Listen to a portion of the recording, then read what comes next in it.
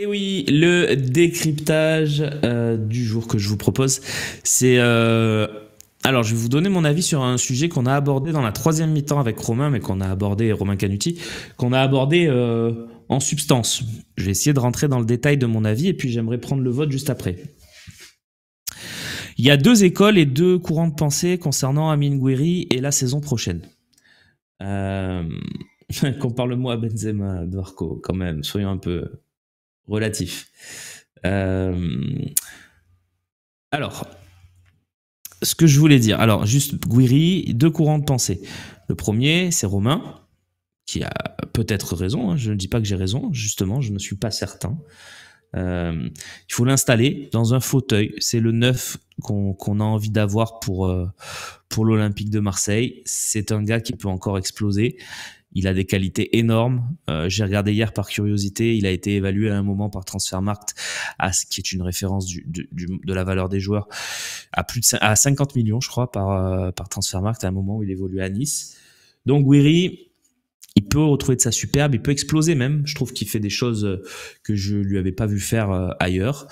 Un peu à Nice, effectivement, mais Gouiri peut exploser et donc il faut l'installer en neuf. Il faut construire l'attaque autour de lui. Voilà, c'est Gouiri, c'est notre attaquant. Il peut exploser. Romain a même cité Drogba. Je pense qu'il était un peu dans l'excès, mais je comprends l'idée. C'est-à-dire, on installe un neuf et puis on construit autour de lui. Pourquoi pas? Ça, c'est l'idée de Romain. Moi, c'est pas la mienne. Je pense que pour une attaque... alors, je pars du principe que l'année prochaine, on va jouer... Je l'espère, avec trois attaquants. Hein. Donc dans un 4-3-3, dans un 4-2-3-1. Donc je vais vous parler que des attaquants et des ailes. Je pense qu'on va perdre Luis Enrique. Donc ça c'est fait. Je pense qu'Harit va partir. Voilà. Je pense que devant Mopé, Mumbagna, je suis pas certain que ça reste. Peut-être Mopé en backup, mais bon. Donc moi... Alors, déjà, il faut recruter un attaquant. Je pense que même Romain est d'accord. Quoique, peut-être pas, j'en sais rien, il faudra lui demander. Lui, sa théorie, c'est qu'il faut mettre Gouiri en neuf et l'installer titulaire. Moi, c'est pas mon avis. Moi, mon avis, c'est qu'on va avoir une cinquantaine de matchs la saison prochaine et que je veux 4 joueurs. Voilà, je veux. Après, c'est une volonté. Hein. Je veux 4 joueurs du niveau Greenwood-Gouiri. Et on en aligne 3 à chaque match. C'est très simple comme théorie, c'est-à-dire j'ai Gouiri, j'ai Greenwood. Gouiri peut jouer 9 et ailier. Je veux un 9 pur. Je veux garder Greenwood et je veux un ailier pur. Voilà, donc comme ça, j'ai 2 joueurs pour jouer 9, j'ai des joueurs pour jouer ailier. Voilà, donc j'ai tout ce qu'il me faut en magasin avec ces 4 joueurs-là pour faire une saison avec 3 joueurs offensifs toujours de très haut niveau à tous les matchs. Donc moi, ma théorie, c'est pas qu'il faut installer Gouiri, c'est qu'il faut recruter un 9 au moins du niveau de Gouiri pour pouvoir jouer les premiers rôles. Et donc, un 9 et un ailier gauche, effectivement, Claude Martinez. Moi, ça me va très bien si on garde Gouiri. Ça me va très bien s'il y a demain OM Juventus en Ligue des Champions et qu'on fait débuter Gouiri en 9, ça me va très bien. Et que l'autre 9, du coup, est remplaçant. C'est pas un problème. Je veux juste qu'on ait des solutions de très haut niveau. On me parle de Mateta dans le chat, pourquoi pas? Kamaka, il a fait une saison de blessure. Sorloth, pourquoi pas? Voilà, c'est cette idée-là. Je veux un 9. Je veux un 9. Et Gouiri, des fois il jouera 9, des fois il jouera ailier gauche. Ça tourne. Ils feront tous, mes 4 joueurs-là, 3 matchs sur 4. Voilà, parce que on remarque que Guirassy, ça va être compliqué d'aller le chercher Chris, hein, parce que maintenant il a explosé quand même le gars. Donc,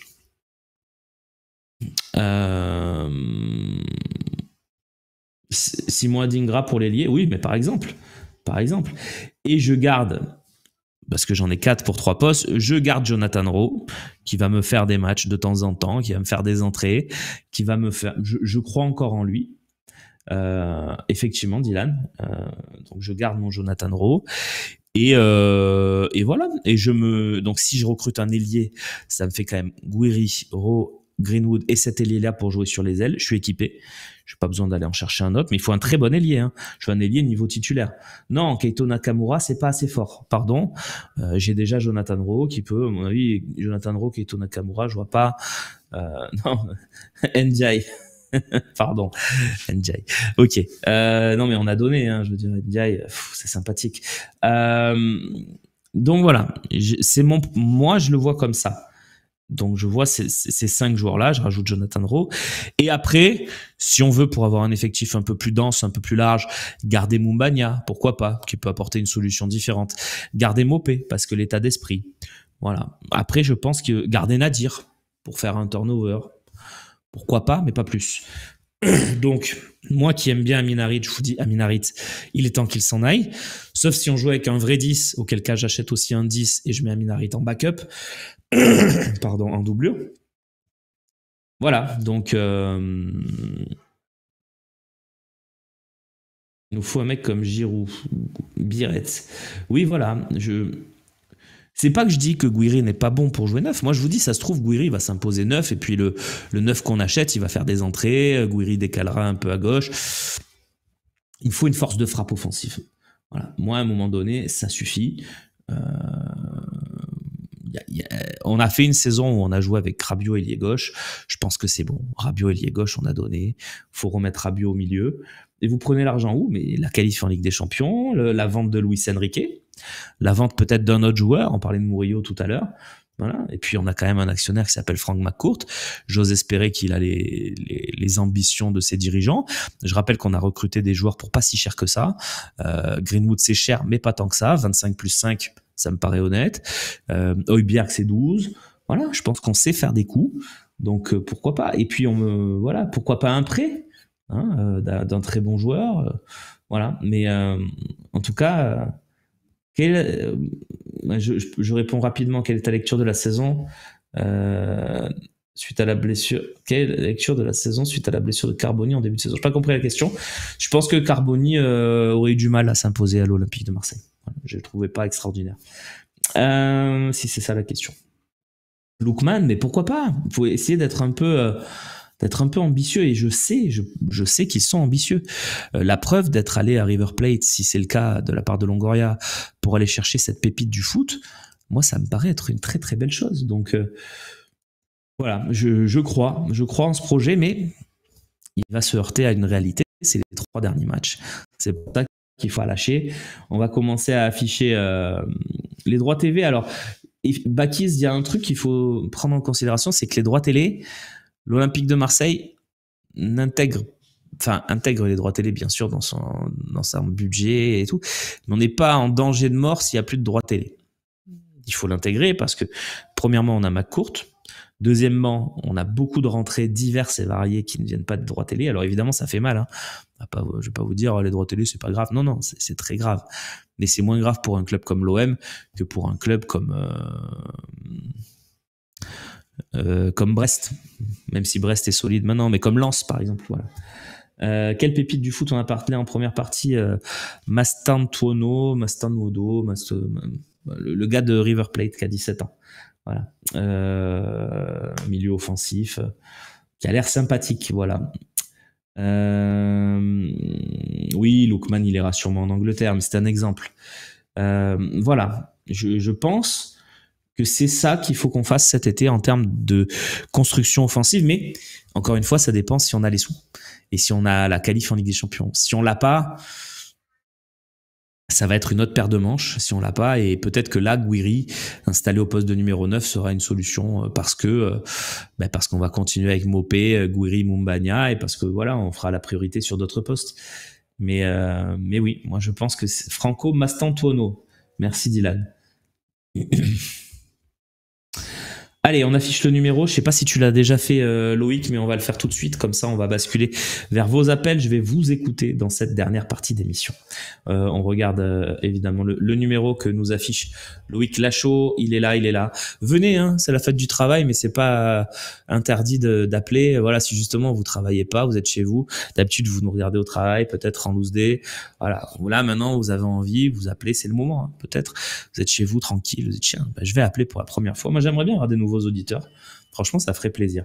Donc, c'est à vous de jouer au numéro qui s'affiche. Je sais plus. Non, ici. Voilà, ici. Il est là. Allez, on bascule vers la deuxième pub de cette émission. Et puis après, on fera la partie des coups de fil. Allez. Je ne sais pas si Gouiri est à ce niveau pour 50 matchs. Oui, moi non plus, voilà. Et je pense que tu peux pas t'appuyer seulement sur Gouiri pour faire une saison. Donc après Hendrick, les gars, je pense qu'il faut arrêter de rêver. Je sais qu'on est ambitieux, tout ça, mais Hendrick, il est quand même dans le projet du Real. Donc ça va être compliqué. C'est comme si on avait demandé à un moment un prêt de Vinicius. Je veux bien, mais bon. Wesley Fofana, ça se tente malgré toutes ces blessures. Bah, bien sûr que ça se tente, DJ Smon. Alors évidemment, c'est peut-être un coup d'épée dans l'eau, mais si jamais tu arrives à relancer le gars et qu'il te fait une énorme saison, c'est un sublime joueur. Donc oui, ça se tente. Bien sûr que ça se tente. Charles de Ketteler, c'est un bon joueur, très bon joueur, Charles de Ketteler. Tu vois, ça fait partie des pistes que je pourrais suivre, moi, Charles de Ketteler. Le match des légendes, on en parle aussi. Ça fait plaisir de revoir des anciens qui ont gagné avec l'OM. Alors je vais pas te mentir, moi ça me touche pas forcément.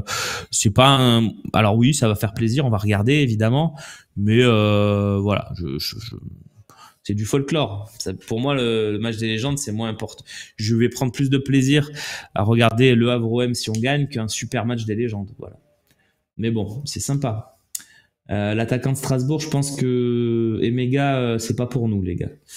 Déjà, s'il part de Strasbourg, il y a Chelsea aussi qui est sur le coup, puisque les deux clubs sont liés.